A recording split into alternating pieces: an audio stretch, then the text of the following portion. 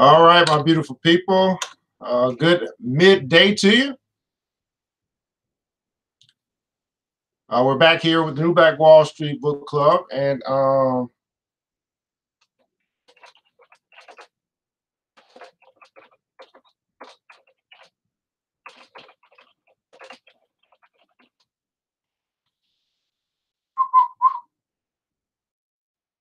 right, my beautiful people, man, thanks so much for connecting with us here this afternoon or this beautiful Thursday, January 23rd, 2019, for another episode of our midday mental break here on the New Black Wall Street Book Club. We're continuing along in the journey of a young boy named Santiago and the Alchemist. While you guys are connecting, go ahead and hit that like button, that share button, let people know over here. Hey, we got to get right into this thing today. The New Black Wall Street Book Club, Mr. DJ, hit the music. All the words from the pages change your world. It can change your heart. It can change your mind. It can change your life. New Black Wall Street can change your world. All right, my beautiful people, man, thanks so much for joining us here on the Midday Mental Break. I'm your host, ERGJ, your certified financial educator and CEO of ERGJ Enterprise and ERGJ Black Bazaar. Also, what's going on, Mr. Kennedy? Mr. Kennedy, also international best-selling author of the book, The Black Billionaires Club. That's right, this book right back there is Study of Black Wealth, the study of the 12 richest Black people in the world today and how they built their wealth. I just believe that if you want to be wealthy, you should study wealthy people. Today's episode is sponsored by ERGJ Black Bazaar, where you can pick up your Black History activity books. Your Black History activity books, this one here is Uncle Marcus Garvey. Your children can color, draw, connect the dots, and then learn, right, about our Black historical figures. This one about Mr. Garvey. We do have more figures, Harriet Tubman, Malcolm X, Martin Luther King, and about 6 others that you can pick up as well. $10 to pick up your Black History activity books. Get them ready for Black History Month, and they can learn what the schools aren't going to teach them, okay? Also, if you are an author and you've written a book that you think will be good for what we do here, make sure you inbox us, and we'll be happy to review your book, and we'll see if we want to add that to what we do here.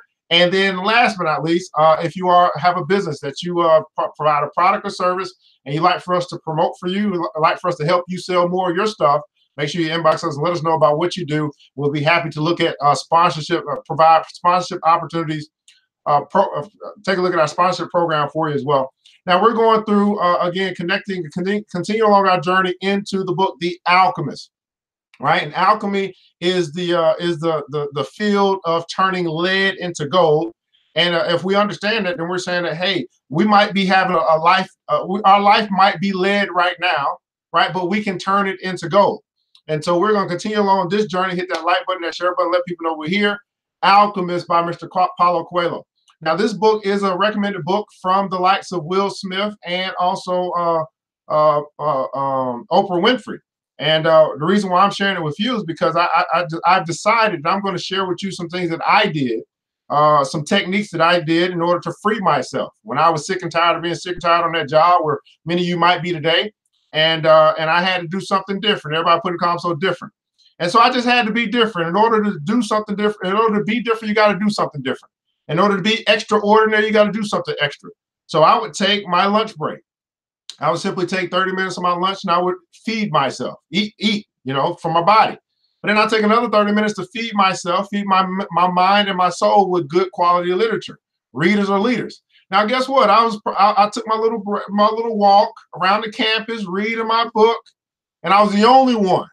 You look across the whole campus, you'll see nobody else reading but me.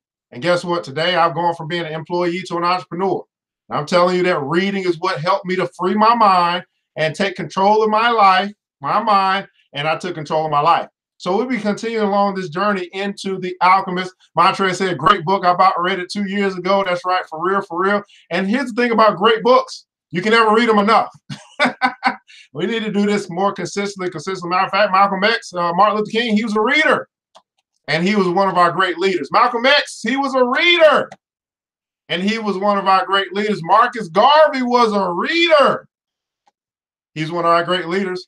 And I just believe that if you and I want to be great leaders as well, we should probably be doing more of this, reading good quality literature. Now, let's talk to you, give a little synopsis of where we are in the story. Of course, Santiago is the young shepherd. And in the beginning of our episodes, we asked you, are you a sheep or a shepherd? Are you a follower or a leader? And so Santiago was a leader of sheep, right? Many of us, we ain't leading nothing. We just following everybody else. And he said that the sheep, it really was, all they wanted was food and water. And they was happy. All they wanted was food and water. Well, I'm telling you guys, you got to decide whether you're going to be a follower or a leader, right? Follower or leader. Are you the sheep or are you the shepherd? And so as he's going along, he decides he has a dream. How many guys got a dream? Everybody, you got a dream, put in the console, I got a dream. He had a dream. But he didn't understand the interpretation of this dream. And so he came across a gypsy and she said, hey, I'll interpret your dream for you. I'll tell you what your dream means if you give me 1/10 of all that you acquire from this dream. If you give me 1/10 of your treasure. Now the treasure is something that he didn't have yet, although he really does have it, right? He said, okay, I'll give you 1/10 of my treasure. And she told him, hey, you can find your treasure in Egypt, in the Great Pyramids. So he kept moving along, and he came across a king of peace, a king of Salem. He said, and the king of Salem told me, hey, I'll help you with your dream. Now, he didn't ask about it, but the king of Salem is actually a representation of God. But he said, hey, if for me to tell you about your dream, to tell you where to find your treasure, you're going to have to give up 1/10 of your flock. Now, the flock represents 1/10 of all that he owns. Remember, all he owns is the sheep. That's his money. That's his capital. That's his work. So he had to make a decision. Everybody put God's on make a decision. Was it worth giving up 1/10 of all that he owns in order to get the interpretation of his dream so that he can then go find his treasure? My question to you today, how valuable is your treasure that you don't have yet? How valuable is your dream if you have not fulfilled it yet? How valuable is your dream? Are you willing to give up something, sacrifice something, pay a tithe, make the investment so you can find out, you can figure out, you can get some advice, you can get help with direction? Now, here's what the king of Salem said. So he decided, I'm gonna go ahead and give you 1/10 of all I own, 1/10 of my flock. And the king of Salem told him, well, hey, when you make an investment, only make an investment for what you own, not from what you don't own yet. In other words, don't bargain, don't mortgage your future for your present. Only give up what you already have. What he's basically saying is, hey, don't use credit.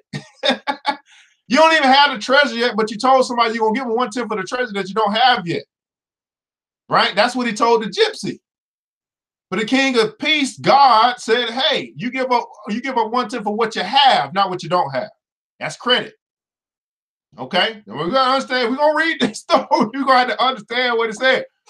So then he tells him, he said, the reason why I wanted you to pay that 1/10 is so that you can invest in getting help making a decision. Right? That's all he said. He said, you needed to invest in getting help in making a decision. And that decision was to go towards his treasure. Go find the pot of gold at the end of the rainbow. So he's on his way to Egypt. And when he gets into Africa, he meets a young man that looks like him, that talks like him, who he thinks is his friend. And he ends up getting robbed. So he gets robbed for all the rest of his sheep, all the rest of his money is gone. So now he's in a new country, new land, and he's feeling like a victim for a little bit. And then he remembers the king. He changes his perspective, said, no, I'm not a victim. I am an adventurer, and this is what happened. I am on my way to find my treasure. Right? The only way to find his treasure, he comes across another individual, a merchant. And he helps the merchant to make more money. How many guys know how to help other people make more money and become valuable? So again, he didn't have any money, but he walked up into the merchant's shop. He said, hey, this glass is dirty. Let me clean it for you. He gave himself a job. He didn't ask for a job. He cleaned the glass, and then more people start coming in and spending money with the merchant. So he was a good omen. Everybody put in the console, good omen. He was a good omen to the merchant. He served and he got paid and he got a job. Now, he didn't have to apply.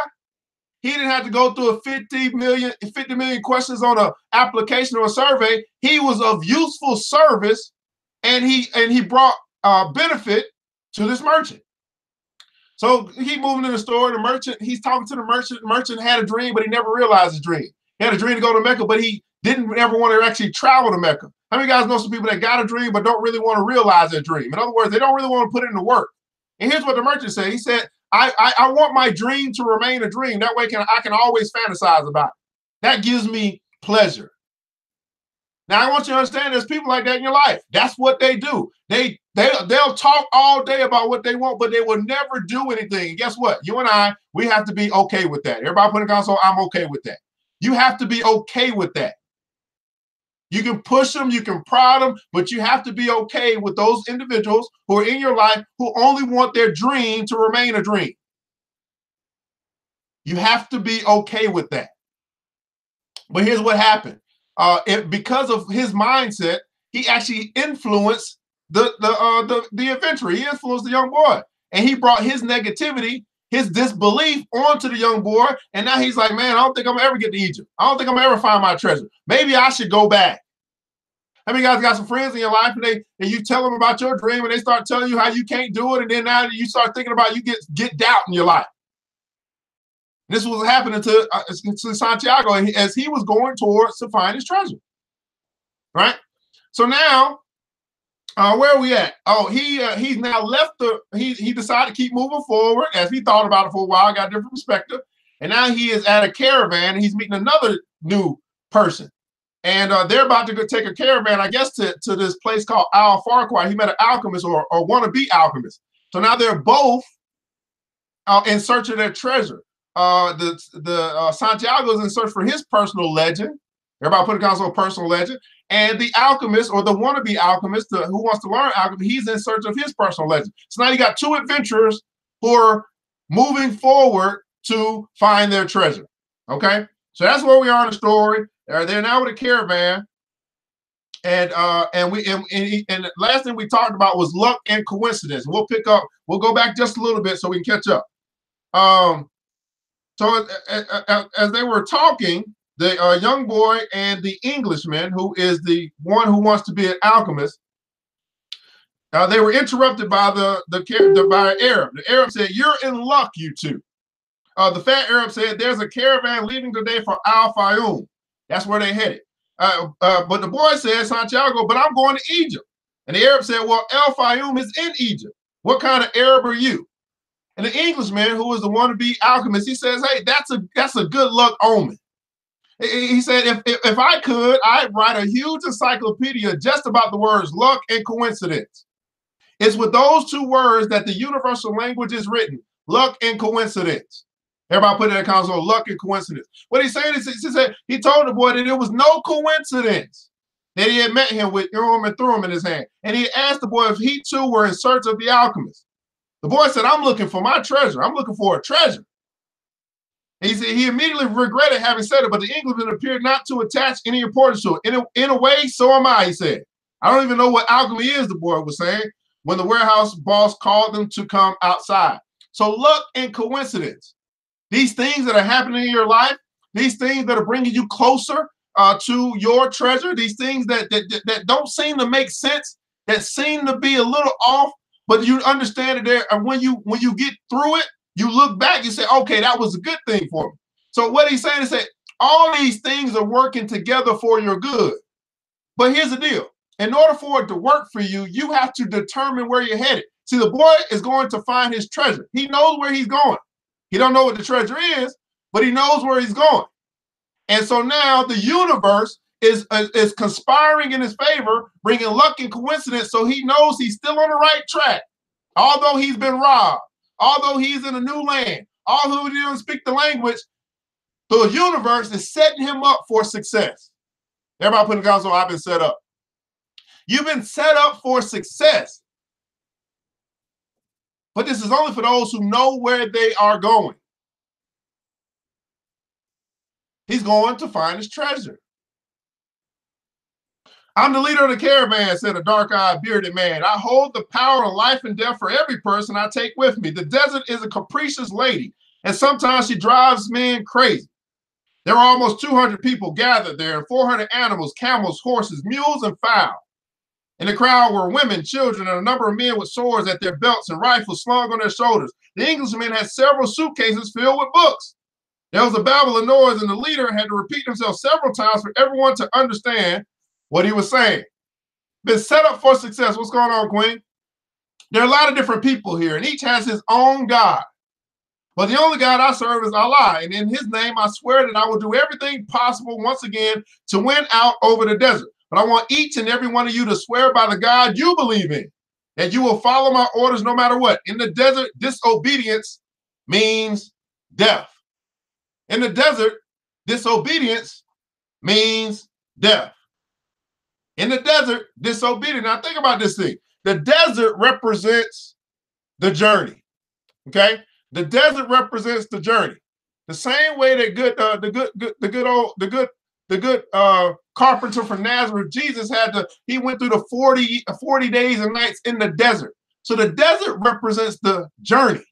The desert also, you can look at it as being the same thing that was the Red Sea. You have to cross over something to get to your treasure. You have to go through something to finally realize your personal legend. I want you to be happy about going through something. Because why? Because if it was easy, everybody would do it.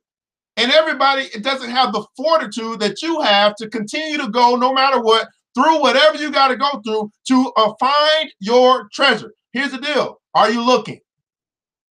Another question. How valuable is this treasure to you? Now, what's this treasure? This treasure is the realization of your dream. This treasure is your success. This treasure could be some money. I don't know what you want. You have to be willing to go through something. What I've also found in life is that trials and tribulations don't really come as much to the people who don't want nothing out of life. It's easy to be broke. It's hard to be rich. You understand what I'm saying? It's easy to be in debt. It's hard to get out. So it seems like the easy things, when Mr. Les Brown says, if you want your life to be easy, do what's hard. If you want your life to be hard, do what's easy. How many guys are willing to do what's hard so you can have the easy life? There was a murmur from the crowd. Each was swearing quietly to his or her own God. The boy swore to Jesus Christ. The Englishman said nothing, and the murmur lasted longer than a simple vow would have.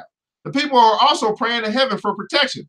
A long note was sound on a bugle, and everyone mounted up. The boy and the Englishman had bought camels and climbed uncertainly onto their backs. The boy felt sorry for the Englishman's camel, loaded down as he was with the case of books. The camel was carrying a large load. That's good. That's something else. So that's something else to talk about.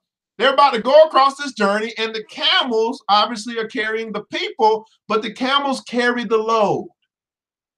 Is it possible that you should be riding on something instead of you carrying the load of other people? Everybody put in the console, lighten my load. Is it possible that you've been acting as a camel for other people, carrying their load? It might be time for you to lighten your load so you can make it through the journey and then realize and get to your treasure. In other words, what are the anchors in your life that are keeping you from moving forward? You've been holding on to them for so long, they are weighing you down. Could it be the thoughts or the ideas or the opinions of others? Are you carrying the opinions of others? And that's keeping you from moving forward to find your treasure?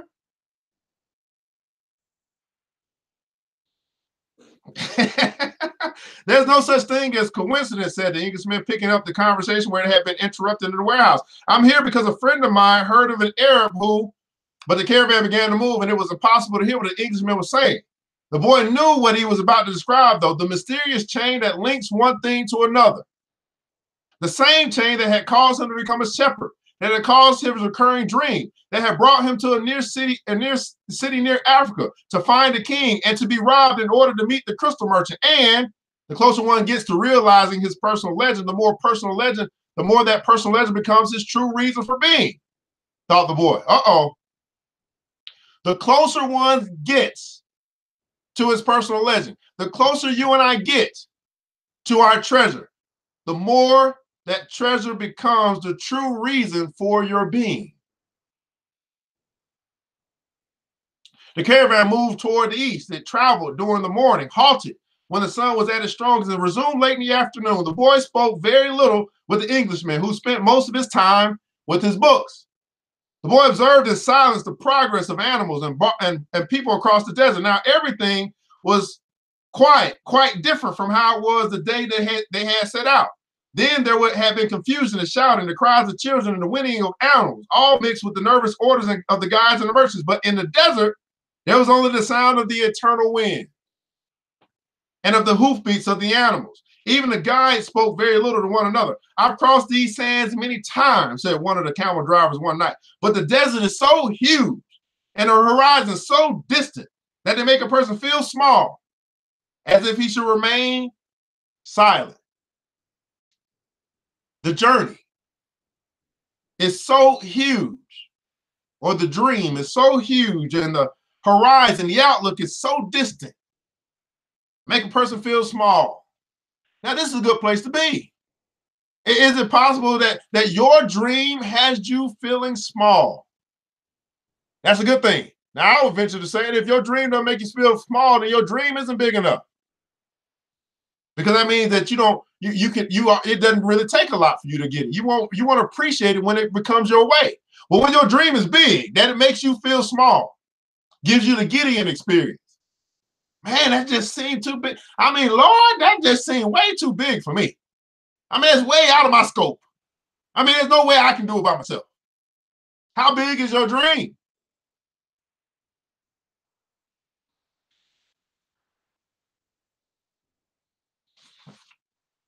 The boy understood intuitively what he meant, even without ever having set foot in the desert before. Whenever he saw the sea or a fire, he fell silent, impressed by their elemental force. I've learned things from the sheep, and I've learned things from the crystal, he thought, and I can learn something from the desert too. I've learned something from the sheep, my flock. I've learned something from the crystal. I can learn something from the desert too. I can learn something from the desert. It seems old and wise. Right now, I want you to think about the nature that you come across every day. Whether it be trees in your backyard or birds flying in the air. Aren't there some things that you're learning from nature itself that validate some of your thoughts, some of your beliefs, some of the laws that this land abides by? Just nature itself. I think we need to pay more attention to nature. Maybe you got a dog, an animal, they teach you something, just like he had the sheep. You can learn from anything. The thing is to always be learning. Always be learning. There shouldn't be a day that goes by, a night that comes across your day that you can go to bed saying you didn't learn anything today, when the whole world is trying to teach you something. Let me say that again for the people in the back. There should not come a day or a night that you go to bed or you get ready to go to bed and you say, I didn't learn anything today, when the whole world is trying to teach you something.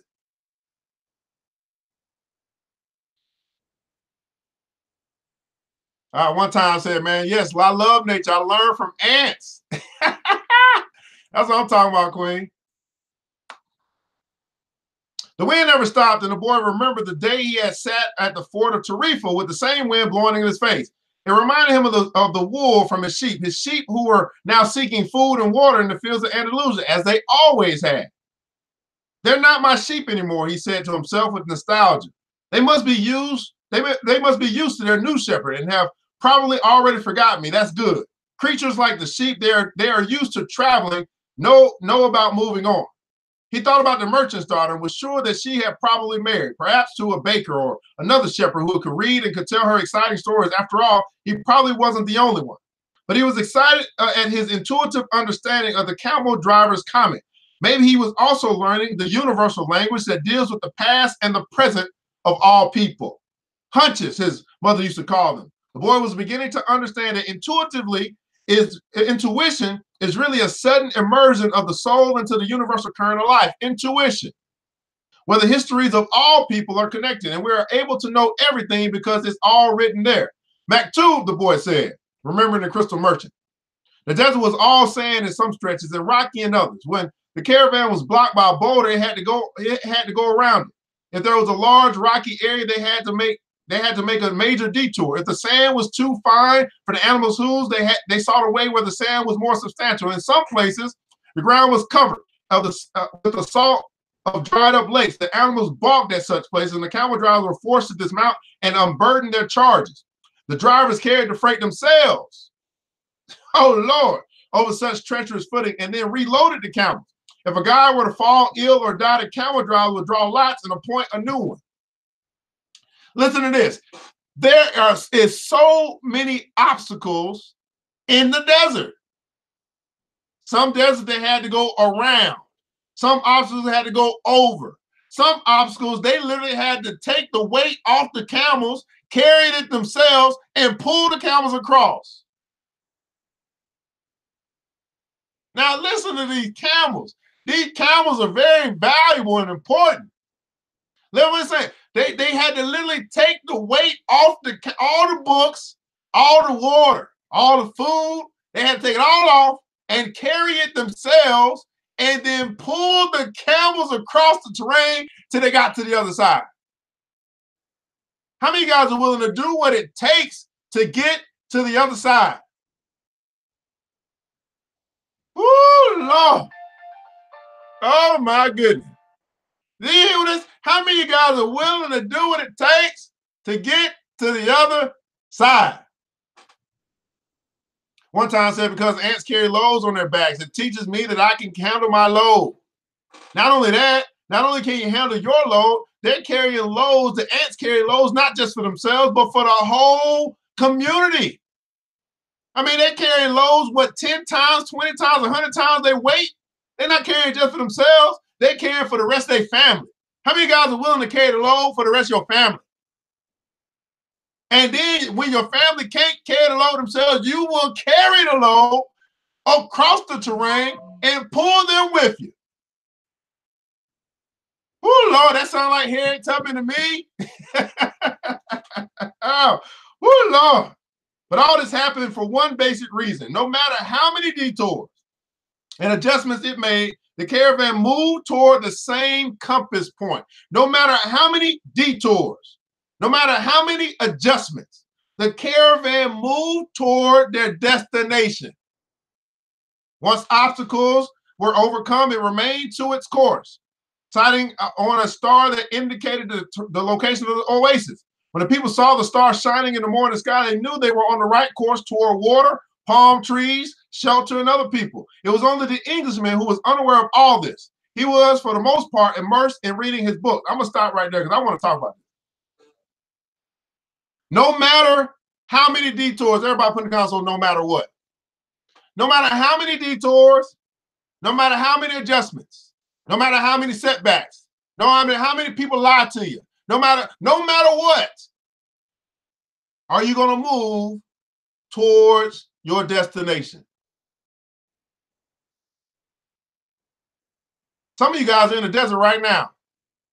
Some of you guys are fatigued. Some of you guys are ready to give up. You're ready to go back to Spain. You're ready to go back to your old way of living. You're ready to go back to the job. You're ready to go back.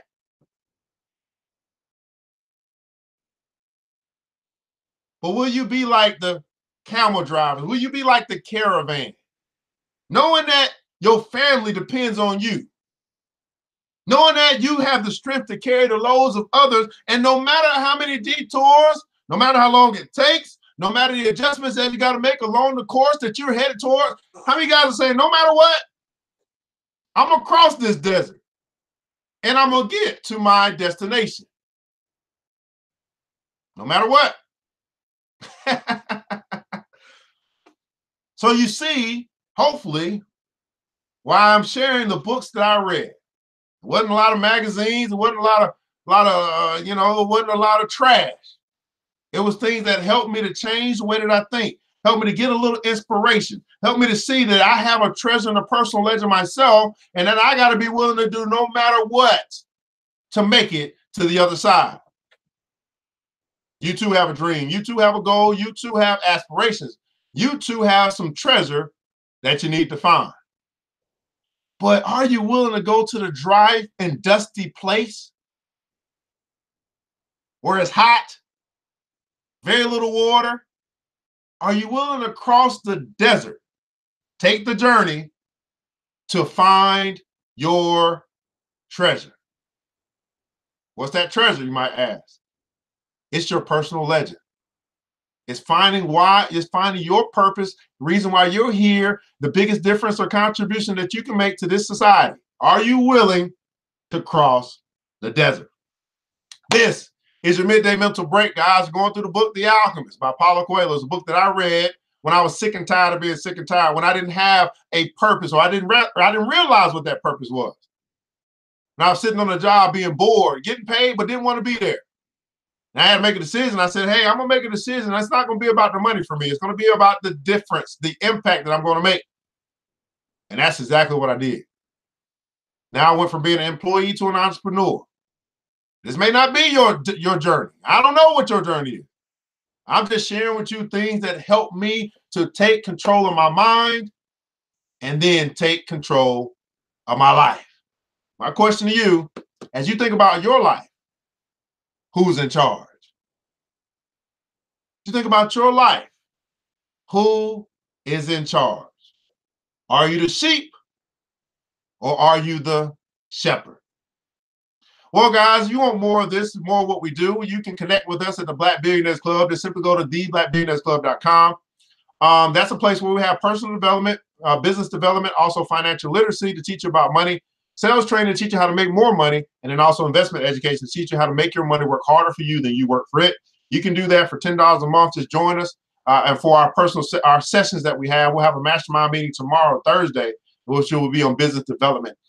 In the comments below, I'd like for you to tell us something that you took away from today. Here's the deal. I don't do this just to do this. I do this to make a difference. And I hope that you took something away, that there was a seed that was sown into your soul that you're going to reap a harvest from. Comments below, tell us, was this worth your time and why? Was this worth your time and why? Why you guys do that again, just want to make you aware that today's episode was sponsored by ERGJ Black Bazaar. You can pick up your Black History Activity books, as a way to show your support for what we're doing here, trying to help people to take control of their lives.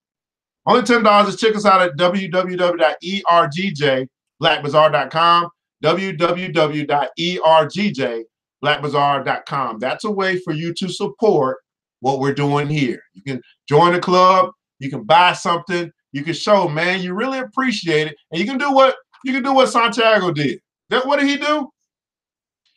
He made an investment. That's what he did. He said, hey, I'm willing to give up a tenth of all I own for me to get some direction so I can find my treasure.